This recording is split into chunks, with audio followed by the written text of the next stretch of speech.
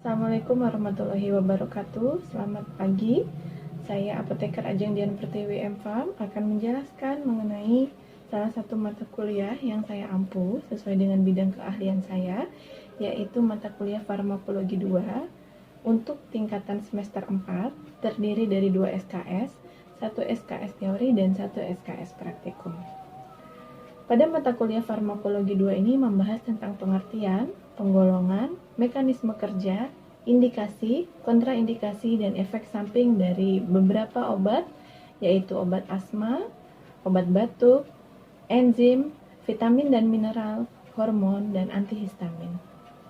Perkuliahan ini dilaksanakan dengan pendekatan Student Centered Learning atau SCL dan menerapkan metode ceramah, diskusi dengan mahasiswa, tanya jawab dengan mahasiswa, tim studying di mana mahasiswa dibentuk dengan beberapa kelompok kecil, pembahasan materi dengan situasi nyata atau contextual instruction di mana dari materi akan dihubungkan dengan kenyataan yang ada di kehidupan sehari-hari, dan juga ada praktikum problem based learning PBL di mana penilaian berbasis kompetensi mencakup partisipasi aktif, tugas, praktikum, ujian tengah semester, dan akhir semester.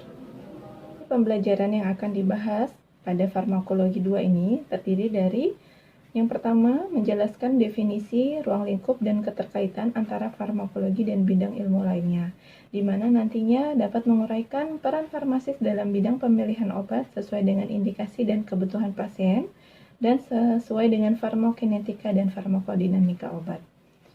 Kemudian, materi lainnya yaitu dapat menjelaskan konsep dasar obat dan keamanan obat pada saluran pernafasan bagian atas, yaitu untuk penyakit batuk dan flu. Penilaian dalam mata kuliah ini terdiri dari 4 aspek. Yang pertama adalah kehadiran dan partisipasi dalam kelas berbobot 10%. Yang kedua adalah hasil praktikum dan penugasan. Penugasan di sini bukan hanya untuk laporan praktikum, tetapi juga untuk tugas-tugas yang diberikan pada saat perkuliahan maupun tugas kuis yang diberikan pada setiap pertengahan maupun akhir dari penjelasan materi. Kuis-kuis tersebut biasanya mencangkup soal-soal yang sudah diatur sesuai dengan standar blueprint ujian UKOM nasional untuk D3 Farmasi, sehingga soal-soal yang diberikan sekaligus memberikan pelatihan kepada mahasiswa bagaimana menjawab, menelaah, dan memutuskan kasus-kasus yang sedang terjadi maupun yang teorinya yang akan dilibatkan. Poin ketiga yaitu ujian tengah semester berbobot 30% dan ujian akhir semester berbobot 30%. Pada ujian tengah semester dan ujian akhir semester, bentuk soal dibuat sesuai dengan kaidah penerapan pembuatan soal yang baik sesuai dengan uji kompetensi, terdiri dari vignette, lead-in, dan option, sehingga sesuai dengan blueprint dan sekaligus mahasiswa dibiasakan untuk menjawab dan memutuskan serta menelaah soal sesuai dengan pedoman dari ujian kompetensi nasional untuk D3 Farmasi, tenaga teknis kefarmasian. Rangkaian pembelajaran pada mata kuliah ini terdiri dari 4 aspek. Yang pertama sikap, yang kedua pengetahuan, yang ketiga keterampilan umum, dan yang keempat keterampilan khusus. Pada capaian pembelajaran sikap, poin yang ada di dalamnya yaitu bertakwa kepada Tuhan Yang Maha Esa, menjunjung tinggi nilai kemanusiaan, menunjukkan sikap bertanggung jawab, serta mampu melaksanakan praktik farmasi dengan prinsip etis dan peka budaya sesuai dengan kode etik tenaga teknis kefarmasian. Pada capaian pembelajaran pada skup pengetahuan, diharapkan mahasiswa menguasai konsep anatomi fisiologi tubuh manusia, farmakokinetika dan farmakodinamika obat, dan menguasai konsep teoritis mengenai farmasetis, farmakologi, farmakonomosi, manajemen farmasi, dan tentunya pasien safety. Pada capaian pembelajaran poin ketiga yaitu keterampilan umum, mahasiswa diminta untuk menyelesaikan pekerjaan berlingkup luas dengan menganalisis data serta metode yang sesuai dengan dipilihnya dari beragam metode yang sudah maupun belum baku dan dengan menganalisis data. Yang kedua, dapat memecahkan masalah pekerjaan, terutama tenaga teknik kefarmasian. Dan yang ketiga, menyusun laporan tentang hasil pembelajaran maupun praktikum dan mengkomunikasikannya secara efektif kepada pihak lain, dalam hal ini adalah pasien. Capaian pembelajaran keterampilan khusus, mahasiswa diharapkan mampu menyelesaikan pelayanan resep dari penerimaan, screening administrasi, penyiapan, peracikan sediaan farmasi, dan pemberian informasi, pelayanan swamedikasi, pengelolaan sediaan farmasi, alat kesehatan, bahan medis habis pakai, dan pekerjaan teknis farmasi klinik sesuai dengan etik dan aspek legal yang berlaku. Keterampilan khusus lainnya mampu menyampaikan informasi terkait pelayanan kefarmasian melalui komunikasi yang efektif, baik interpersonal maupun profesional kepada pasien, sejawat, apoteker, praktisi, dan kesehatan lain, dan masyarakat sesuai dengan kewenangan yang menjadi tanggung jawabnya sebagai tenaga teknis kefarmasian. Dan yang terakhir, mampu memberikan penyuluhan kesehatan, khususnya bidang kefarmasian dan farmakologi. Materi selanjutnya yaitu menjelaskan konsep dasar dan keamanan obat saluran pernafasan bagian bawah, yaitu asma.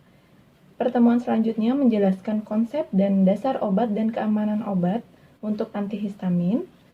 Kemudian materi selanjutnya yaitu menjelaskan konsep dasar obat dan keamanan vitamin dan mineral, juga menjelaskan konsep dasar obat dan keamanan obat hormon seperti obat antidiabetes. Pertemuan terdiri dari 16 kali pertemuan, sudah termasuk dengan ujian tengah semester dan ujian akhir semester. Untuk praktikum pada setiap materi dilakukan pada ruangan laboratorium sesuai dengan materi yang diajarkan pada pertemuan tersebut. Praktikum yang kami ajarkan di laboratorium terdiri dari praktikum yang langsung melihat cara kerja obat pada hewan percobaan seperti tikus dan juga mancit, sehingga diharapkan mahasiswa mampu melihat bagaimana efek farmakokinetik dan farmakodinamik obat di dalam tubuh. Mata kuliah farmakologi 2 ini juga didukung dengan perangkat pembelajaran, yaitu terdapat 2 buku yang sudah saya sediakan dan saya tulis.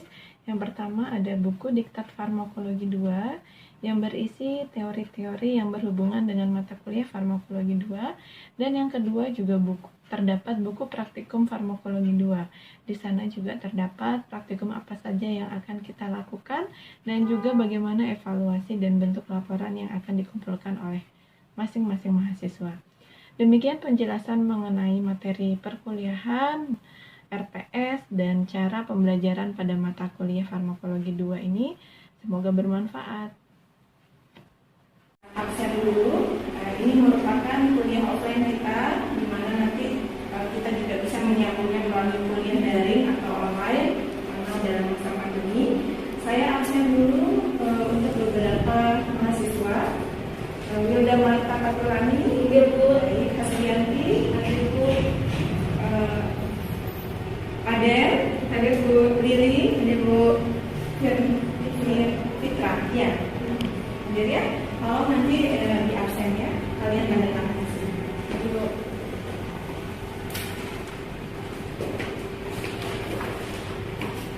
Baik. Waalaikumsalam warahmatullahi wabarakatuh. Good morning everyone. How are you today? I'm fine. Okay. Before we study, let's pray together. Finish. Alhamdulillahirrahmanirrahim. Pada pagi hari ini kita bisa berkumpul pada kelas farmakologi 2 dalam keadaan sehat walafiat. Sebelum kita masuk ke materi pembelajaran, saya akan menerangkan beberapa hal yang perlu kalian ketahui. Yang pertama, di farmakologi 2 ini, di pertemuan yang kedua ini, kita akan membahas mengenai diabetes mellitus dengan tujuan pembelajaran maupun RPS yang seperti sudah saya sampaikan pada pertemuan kemarin. Untuk lebih mengingatkan, saya munculkan lagi apa capaian pembelajaran kita dalam mata kuliah farmakologi 2 ini. Pada pertemuan kali ini kita akan membahas mengenai diabetes mellitus. Ini saya ingatkan lagi mengenai kontrak kuliah kita. Ada 4 poin di sana, ada kehadiran, kemudian ada hasil praktikum, ada ujian tengah semester, ada ujian akhir semester. Setiap persentase kontrak kuliah kita sudah saya tuangkan di sini.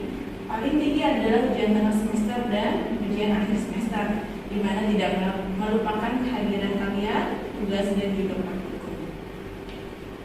Ini capaian pembelajaran kalian yang akan kalian dapatkan selama kuliah dengan saya di farmakologi 2, khususnya untuk diabetes mellitus. Itu ada beberapa capaian pembelajaran. Yang pertama, mahasiswa mampu memahami dan menjelaskan mengenai penyakit diabetes mellitus. Jadi mampu memahami dan menjelaskan. Kemudian yang kedua, mahasiswa mampu menerapkan farmakologi dari obat diabetes mellitus.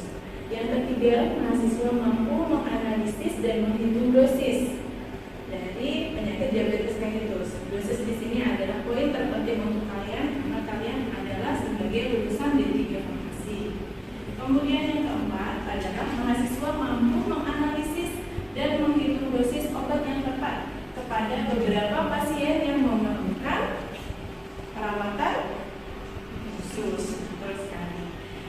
Ada yang bisa memberikan contoh kepada saya pasien apa yang kira-kira perlu penyesuaian dosis? Oke, kemudian baru-baru juga bisa stop dulu Pak ya. Contohnya itu ada pasien gagal ginjal, kemudian ada usia lanjut sama kondisi tertentu. Jadi itu contoh-contoh pasien yang perlu penyesuaian dosis. Pasien gagal ginjal, misalkan atau usianya sudah tua, atau juga dalam kondisi hamil dan lain sebagainya. Ini referensi yang bisa kalian gunakan. Itu ada dari buku American Diabetes Association, kemudian ada Farmakopeia Indonesia, ada pedoman diabetes Departemen Kesehatan maupun Advanced tentang Clinical Endocrine and Diabetes. Ini buku-buku yang bisa kalian lihat ada di perpustakaan. Ini materi perkuliahan kita mengenai diabetes mellitus. Ada definisinya. Kalian mesti tahu definisi diabetes mellitus itu apa. Kemudian apa saja macam dari diabetes mellitus. Ada beberapa tipe.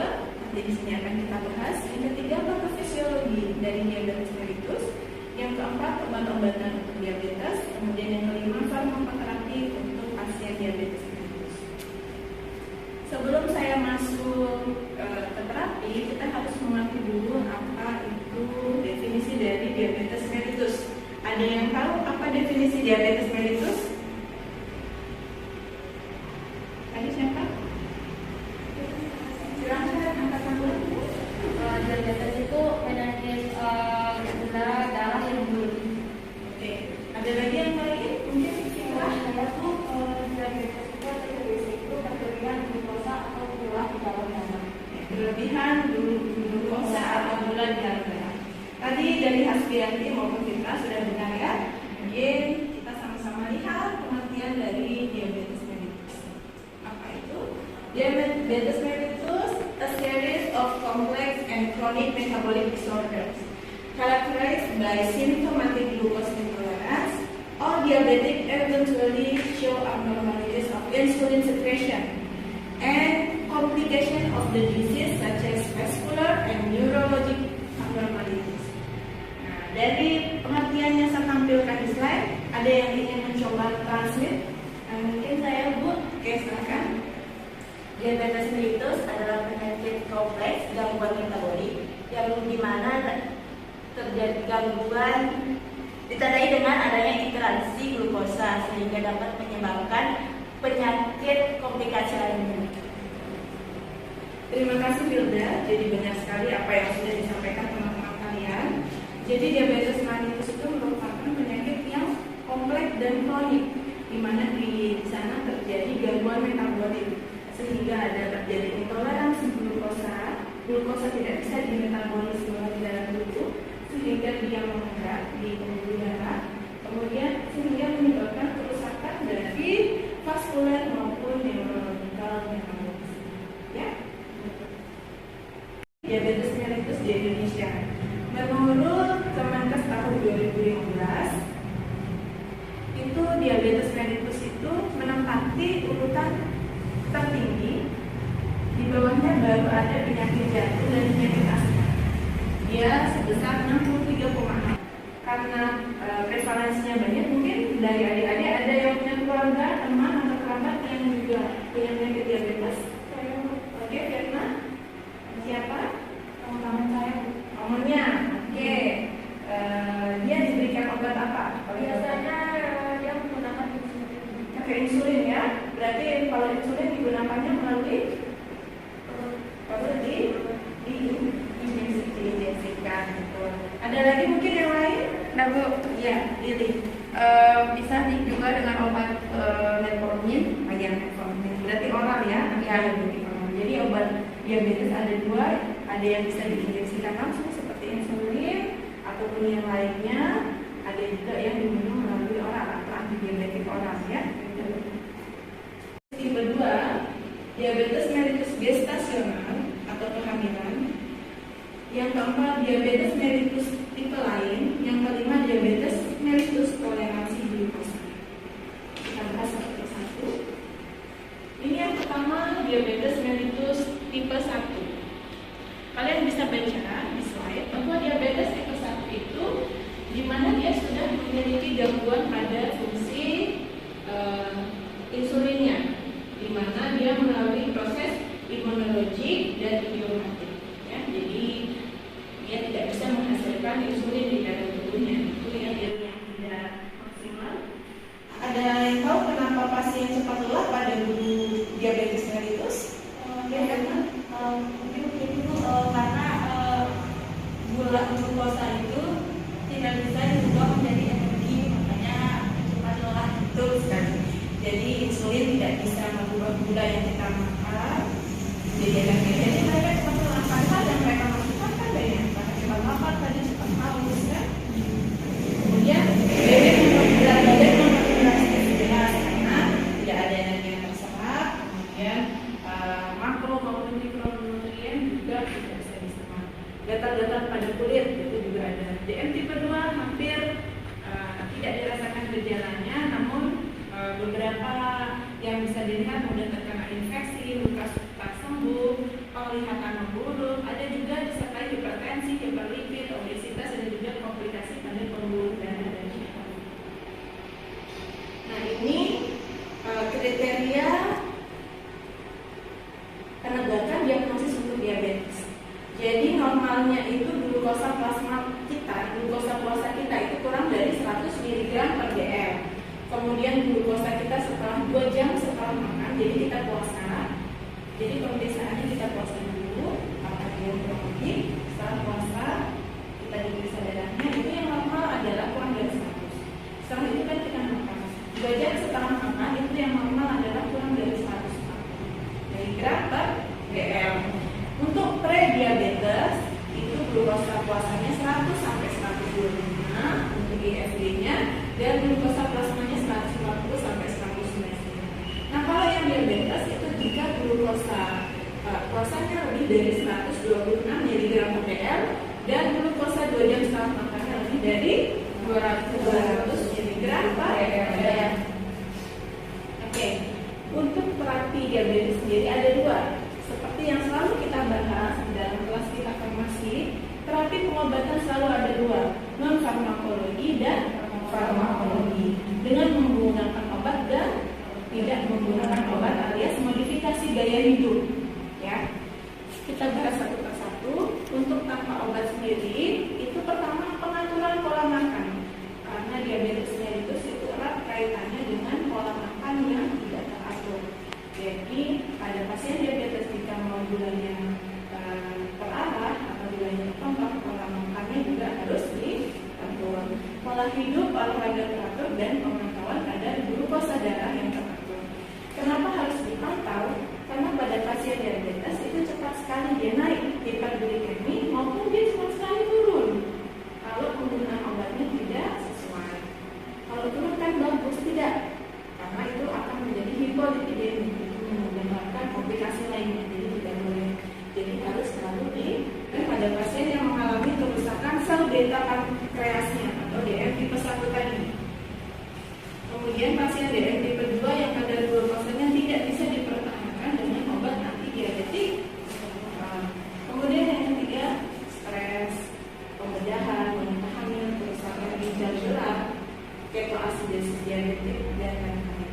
Ya, itu yang biasa diberikan insulin pada DM1, DM2, dan beberapa kondisi lain. Ini mekanisme kerja insulin. Ini mekanismenya, kalian bisa lihat di sini.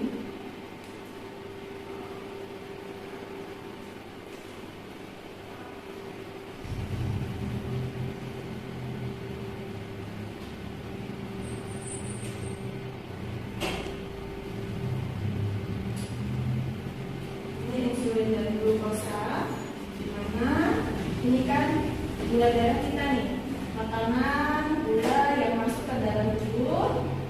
Ini gula, ini ditambah gula ya, dia akan masuk ke dalam tubuh sampailah dia di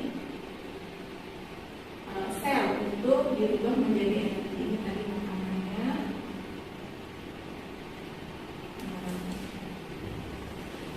Kemudian dia setelah gula masuk ke dalam tubuh, dia akan melalui aliran darah mencari sel yang membutuhkan energi.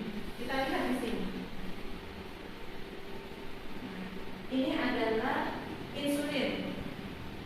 Gula akan berdekatan dengan insulin sehingga gula tadi akan masuk, kemudian dirubah menjadi energi. Energi inilah yang menyebabkan kita insulin tadi sudah saya bilang diinjeksikan langsung oleh pasien, ya.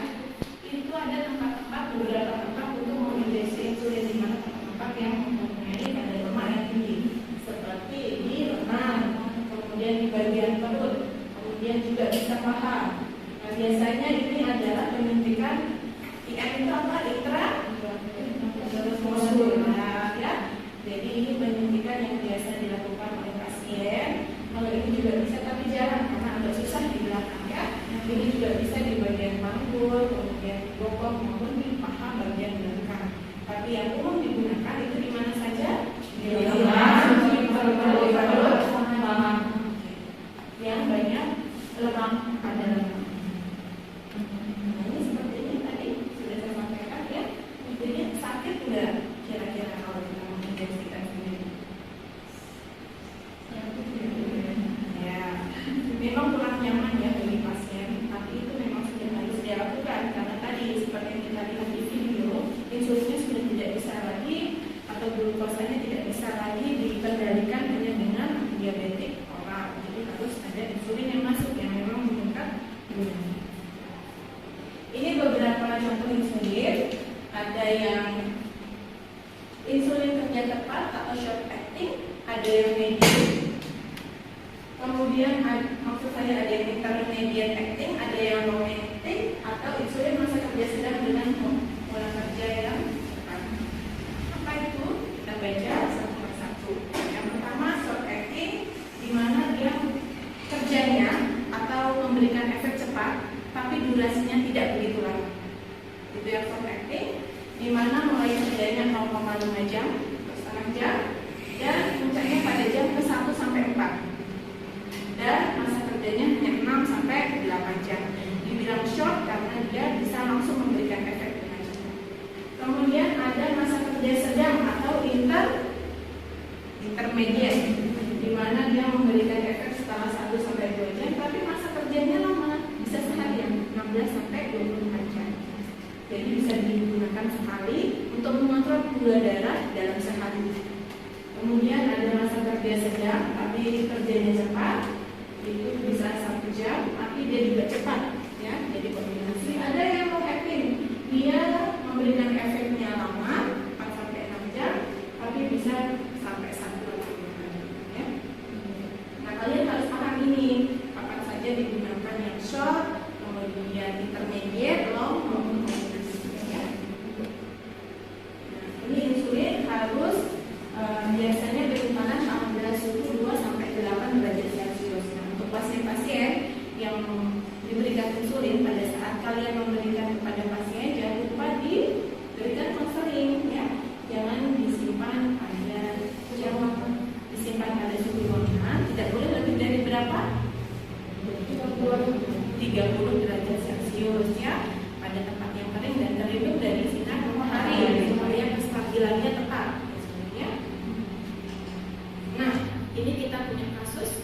Silahkan mungkin ada Fitra bisa baca ya, keras ya. Oh iya, oke. Lili bisa baca yang keras. Seorang pasien mengeluhkan gejala mudah lelah, frekuensi buang air kecil meningkat, dan haus yang berlebihan. Berdasarkan hasil lab GDP, 329 magnesium dan BMI 31,9 berlebih, HbA 1C 9. Dokter ini meresepkan insulin untuk pasien dengan onset yang cepat dan durasi hingga 8 jam serta kombinasi dengan antidiabetik oral. Insulin jenis apa yang dapat diberikan? Oke. Ada pasien sudah didiagnosis diabetes, kemudian dokter ingin memberikan obat insulin dengan onset atau memberikan efek yang cepat, di mana ingin durasinya hanya 8 jam karena juga dikombinasi dengan antidiabetik yang lain. Kira-kira insulin apa yang bisa diberikan katakannya? Oke, Wilda. Yang WB Bu, yang intermediate acting. Ada jawaban lain? Short acting. Ada jawaban lain? Tidak ada. Kita bahas kasus ini bersama-sama. Kita lihat lagi tabel sebelumnya ya. Di sini yang kita perlu borderline atau kita lihat, ingat dia mau dokter ini memberikan konsep yang cepat, tapi durasinya hanya 8 jam. Kira-kira dari tabel ini yang mana? Short acting ya. Jadi dia bisa cepat dan sesuai durasinya yang diminta oleh dokter. Jadi seperti itu contoh-contoh kasus soal hukum yang nanti kalian bisa pelajari. Masih banyak kasus yang lainnya kita juga akan pelajari. Sebelum kita masuk ke antidiabetes oral, Ibu minta kalian diskusi kelompok. Silakan bagi kelompoknya menjadi 2. Kemudian berdiskusi mengenai pengertian, penggolongan, mekanisme kerja, indikasi, kontraindikasi dan efek samping dari antidiabetik oral. Ya, silakan mungkin membentuk kelompok ini dulu. Ada yang 2 dan ada yang 3. Bisa kumpul di sini sisi 1, kemudian di sini sisi 2. Oke, yang di belakang berdua, yang kira berdua.